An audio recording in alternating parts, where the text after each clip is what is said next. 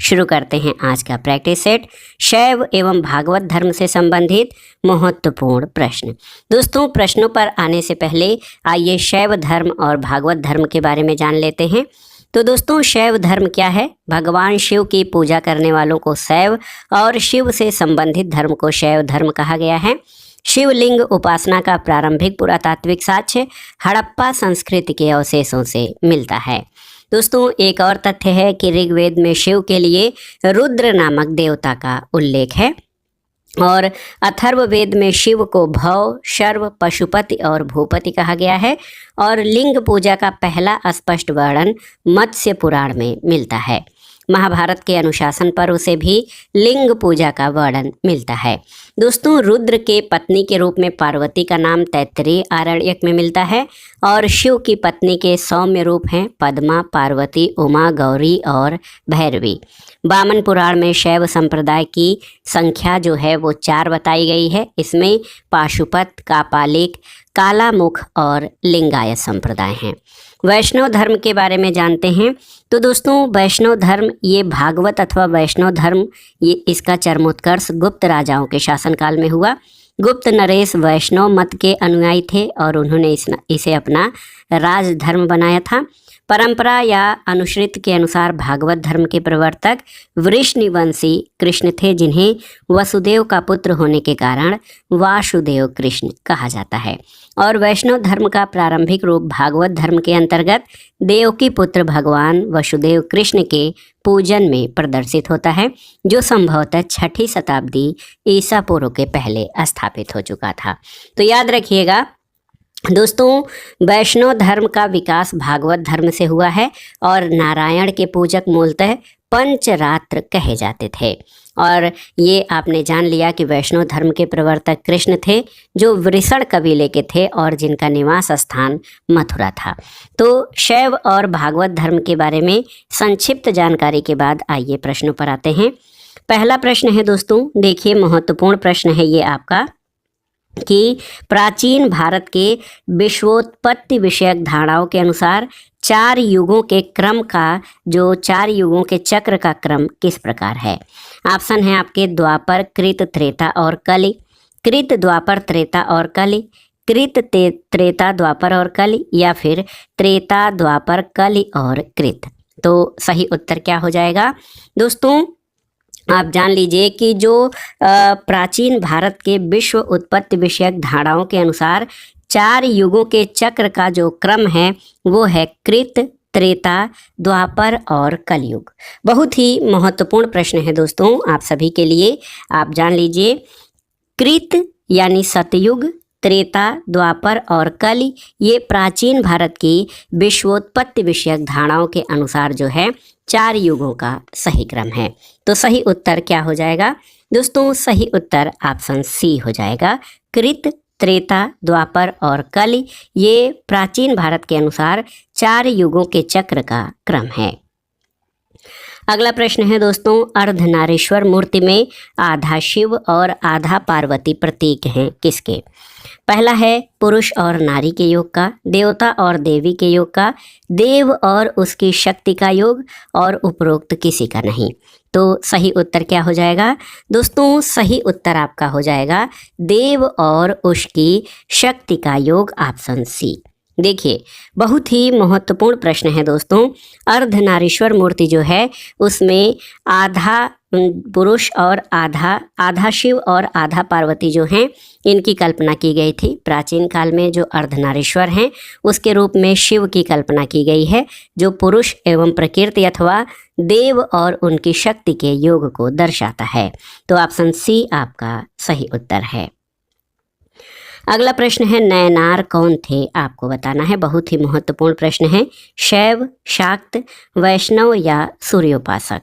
तो सही उत्तर है नयनार भगवान शिव की उपासना करने वाले दक्षिण भारत के भक्त संत थे, जो शैव कहलाते थे। ऑप्शन ए आपका सही उत्तर है, याद रखिएगा। तो बहुत ही महत्वपूर्ण प्रश्न है दोस्तों। आप जान लीजिए कि जो नयनार थे ये दक्षिण भारत में शिव की उपासना करने वाले भक्त संत थे। अगला प्रश्न है, भागवत संप्रदाय के विकास में किसका देन अधिक था? ऑप्शन देखिए पार्थियन, हिंद यूनानी लोग, कुषाण या गुप्त। तो सही उत्तर है भागवत अथवा वैष्णव धर्म का चरमोत्कर्ष जो है गुप्त राजाओं के शासनकाल में अपने चरम पर था। अब देखिए बहुत ही महत्वपूर्ण प्रश्न है दोस्तों, भागवत संप्रदाय के विकास में गुप्त शासकों का योगदान सर्वाधिक था और गुप्त नरेश वैष्णव मतानुयायी थे और उन्होंने इसे अपना राजधर्म बनाया था। अगला प्रश्न बहुत ही महत्वपूर्ण है, आप सभी के लिए पूछा गया है कि भागवत धर्म के प्रवर्तक कौन थे। देखिए महत्वपूर्ण प्रश्न है दोस्तों, भागवत धर्म के प्रवर्तक कौन थे आपसे पूछा गया है। ऑप्शन है आपके जनक, कृष्ण, याज्ञवल्क या फिर सूरदास। तो सही उत्तर क्या हो जाएगा? कृष्ण, ऑप्शन बी। दोस्तों आप जान लीजिए कि परंपरा के अनुसार भागवत धर्म के प्रवर्तक कृष्ण जो है वृष्णिवंशी कृष्ण थे, जिन्हें वसुदेव का पुत्र होने के कारण वासुदेव कृष्ण कहा जाता है। तो याद रखिएगा भागवत धर्म के प्रवर्तक कृष्ण हैं। अगला प्रश्न है वासुदेव कृष्ण की पूजा सर्वप्रथम किसने आरंभ की थी? ऑप्शन है भागवतों ने, वैदिक आर्यों ने, तमिलों ने या फिर आभीरों ने। तो सही उत्तर क्या हो जाएगा? सही उत्तर आपका हो जाएगा भागवतों ने, ऑप्शन ए। देखिए ऑप्शन ए आपका सही उत्तर हो जाएगा। दोस्तों आप जान लीजिए वैष्णव धर्म का प्रारंभिक रूप भागवत धर्म था। इसके अंतर्गत देव के पुत्र भगवान वासुदेव कृष्ण के पूजन में दर्शित होता है, जो संभवतः 6ठी शताब्दी ईसा पूर्व के पहले स्थापित हो चुका था।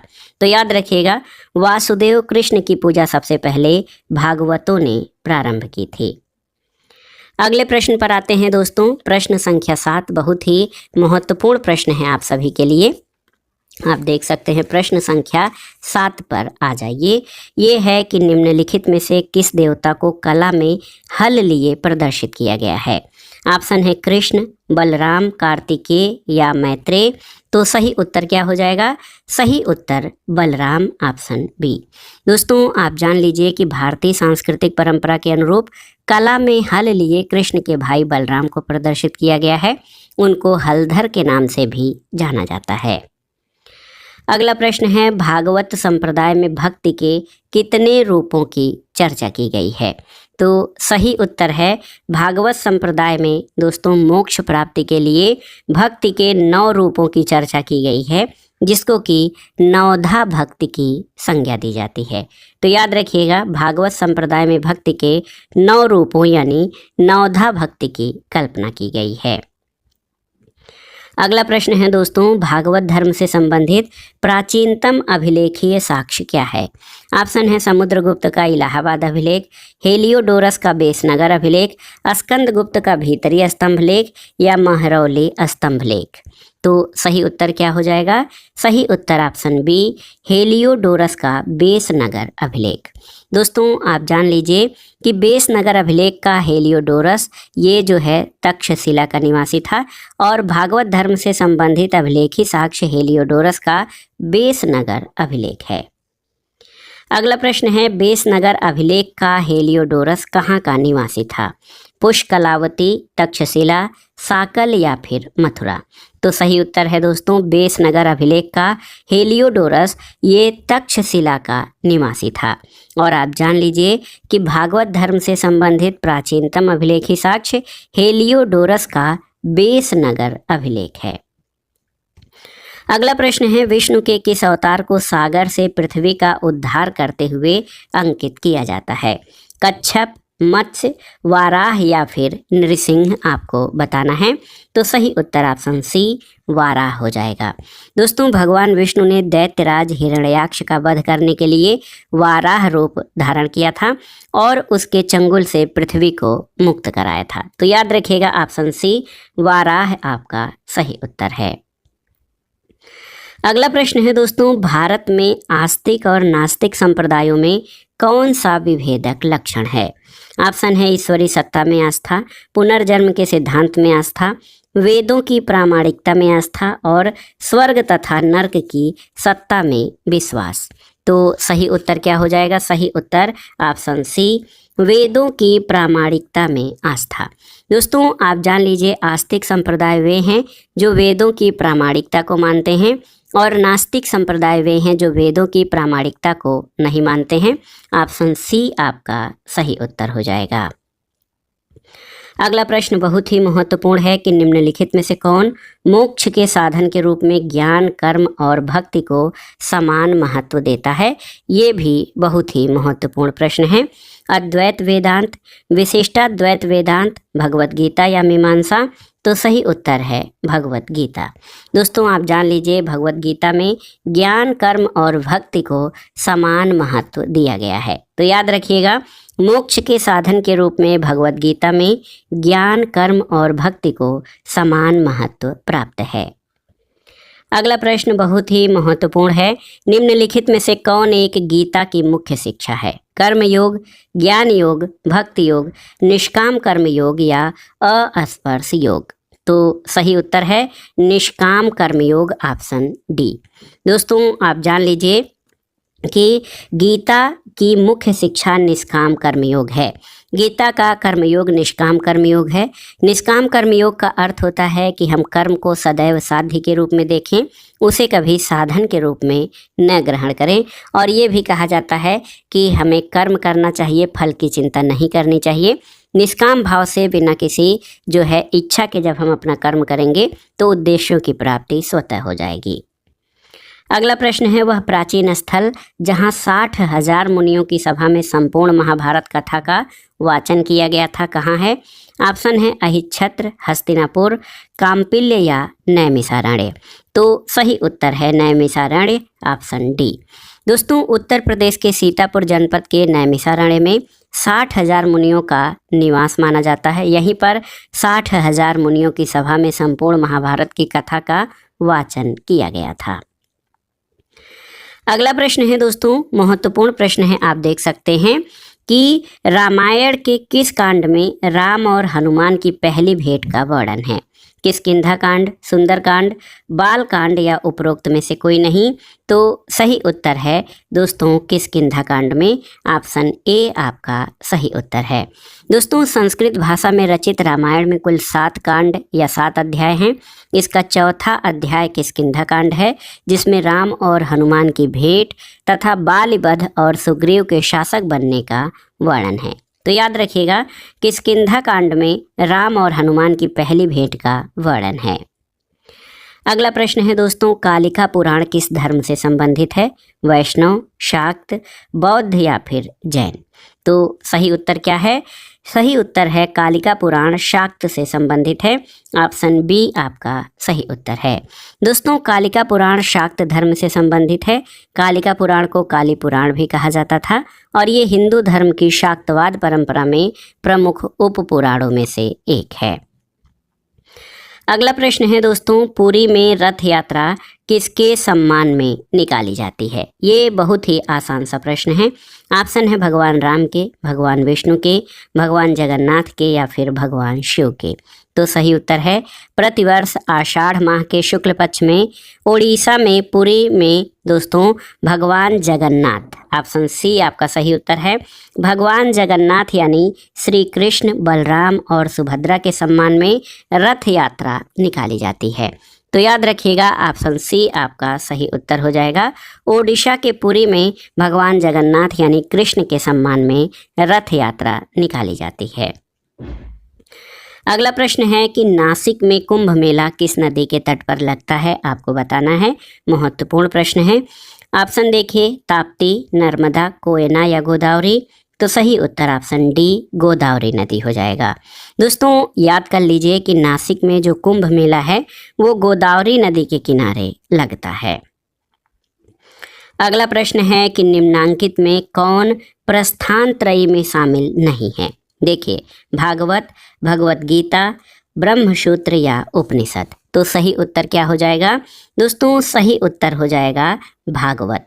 कैसे, तो आप याद कर लीजिए कि उपनिषद, ब्रह्मसूत्र और भगवत गीता को वेदांत की प्रस्थानत्रयी कहा जाता है क्योंकि ये वेदांत के सर्वप्रमुख ग्रंथ हैं। इसलिए भागवत जो है प्रस्थानत्रयी में शामिल नहीं है। याद रखिएगा बहुत ही महत्वपूर्ण प्रश्न है ये कि भागवत जो है ये प्रस्थानत्रयी में शामिल नहीं है। इसमें ब्रह्मसूत्र, उपनिषद और भगवत गीता शामिल हैं।